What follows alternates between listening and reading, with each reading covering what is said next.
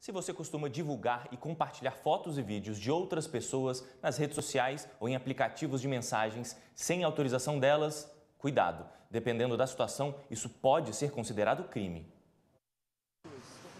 Moroni sempre posta fotos de viagens e em festas, com o intuito de aumentar o número de seguidores e curtidas.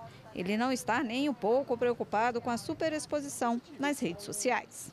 Status, galera olha, comenta, curte, né? Fica sabendo da vida dos amigos, né? Mais ou menos como é que tá. Mas nem todo mundo pensa assim. Portanto, todo cuidado é pouco. Há quem use a internet para prejudicar e até mesmo difamar o outro. E isso é crime. Desde 2012, existe uma lei conhecida como Marco Civil da Internet, que tipifica a divulgação indevida de conteúdo como crime cibernético. E o autor dessa divulgação pode responder por injúria ou difamação. A lei prevê punição também para quem rouba dados, adultera ou destrói informações alheias na internet. A pessoa que cometer algum desses crimes pode ser condenada a pagar indenização por danos moral e material e ainda responder criminalmente. A rede social, por sua vez, deve retirar o conteúdo imediatamente após a notificação. Caso contrário, também pode ser responsabilizada. Este advogado explica que, para punir, é preciso, antes de tudo, entender como essas informações foram parar em mãos erradas. Vou ter que saber o que aconteceu. Primeiro, qual tipo de uso foi feito. Segundo, quem é o responsável por aquela segunda utilização. E como que isso se deu? Foi a pessoa que capturou a minha imagem que a utilizou? Foi um terceiro em razão de uma quebra de algum dispositivo de segurança? Para evitar que isso ocorra, muita gente prefere ter cautela antes de se expor na internet. Acho que vai da pessoa mesmo, né? Eu já tenho medo já por mim, aí eu privo pela minha privacidade. Pessoas compartilham foto das outras sem se preocupar com o que a pessoa vai sentir, como a pessoa vai se sentir. Então a gente tem que sempre prestar atenção com quem e onde está compartilhando as fotos.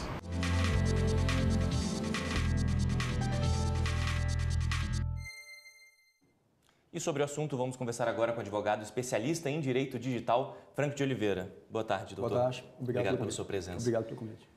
Todo mundo hoje está sempre com o celular na mão, fazendo vídeos o tempo inteiro, fotos e postando. A gente tem que ter cuidado com o direito de imagem. Muita gente não se preocupa com isso, né? Exatamente. O direito à imagem é um direito que está dentro da esfera dos direitos da personalidade. Você tem a imagem retrato e a imagem é atributo, que é o que a sociedade pensa a seu respeito. Então, quando você compartilha uma foto sua voluntariamente numa rede social e terceiros pegam essa foto e começam a dar um destino diferente daquela intenção a qual você publicou, então ali você pode estar tendo o seu direito à imagem violado. E o que a pessoa pode fazer se acontecer isso, por exemplo? Bom, assim, o que a pessoa pode fazer é recorrer à justiça solicitando que se remova aquele conteúdo, né? Se ela sabe quem publicou aquilo, noticiar a pessoa, e se os responsáveis não tomarem a providência adequada, ela pode mover uma ação por danos morais, dano patrimonial ou até mesmo ação penal. Agora, nem sempre é tão simples assim identificar, né? Como quem pegou aquela foto e passou a compartilhar ou usar de alguma forma indevida. É muito difícil às vezes, né? Exato. Dependendo do meio, se você, por exemplo, está nos aplicativos de comunicação, como WhatsApp ou outros, você tem uma dificuldade maior nessa identificação. Mas se você está nessas redes sociais, como Instagram, Facebook, aí você tem a possibilidade de identificar o autor e solicitar que ele remova, ou até mesmo noticiar a plataforma para que remova, porque aquilo é uma violação do seu direito. Entra antes de ir à justiça, tentar primeiro na plataforma para ser algo mais rápido, né? Exato. Sempre você tentar conversar diretamente com a outra parte, com a plataforma, você tem maior velocidade. E agora, quem faz esse tipo de postagem indevida, compartilhamento de imagens indevidas, qual que é a punição, por exemplo? Nós temos punição no Código Penal, né? Então você tem punições que vão de multa até mesmo reclusão, e também na esfera civil você tem dano moral e dano patrimonial, que daí é um ressarcimento pecuniário à pessoa pela exposição que ela sofreu. E a punição qual que é? A punição, se for civil, vai ser um valor arbitrado pelo juiz, e se for penal, você tem risco de prisão de até 2 anos. Nesses casos, quem é a principal vítima? Existe esse tipo de estatística? Atualmente, nós temos um público, que são as mulheres, no que diz respeito à exposição de imagem íntima.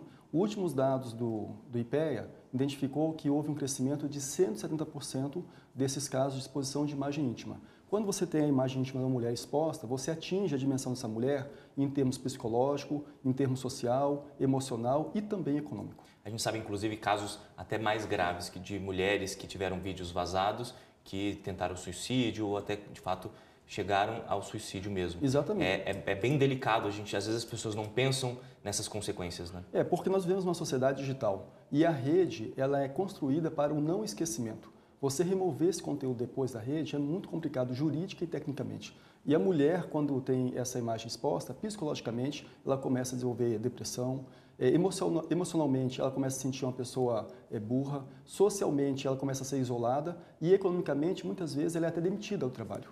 A ocorrência desses tipos de vídeos aumentou? Aumentou. Os últimos dados têm identificado que houve um crescimento de mais de 100%.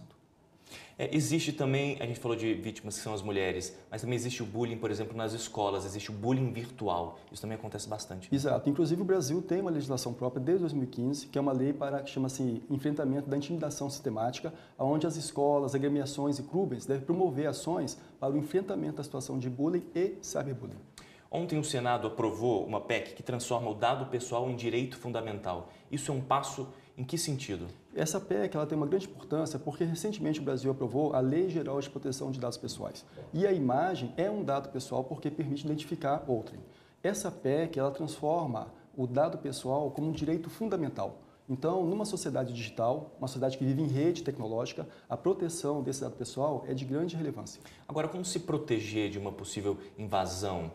Às vezes as pessoas não têm noção de como se proteger mesmo, né? Nós temos assim duas dimensões de cuidados, né? O primeiro cuidado recomendado é que você ajuste os perfis da sua rede social, só que de forma que somente pessoas que fazem parte da sua rede de contato tenham acesso às suas imagens. Além disso, ter cuidado nos sites que você navega, você ter uma ferramenta de segurança como um antivírus e também você manter o seu computador atualizado para evitar invasões externas. Agora, como entender, por exemplo, se você está num ambiente público e filmando, o que pode e o que não pode ser compartilhado, por exemplo? O ambiente público, a princípio, o que é registrado também é uma informação pública. Agora, a partir do momento que essa imagem é registrada em ambiente público gera a quem está no registro um constrangimento, aí você já começa além da esfera da publicidade, ou além da esfera do público e já invade a esfera da esfera privada dessa vítima. Doutor, obrigado pela sua presença aqui, pela sua entrevista. Obrigado.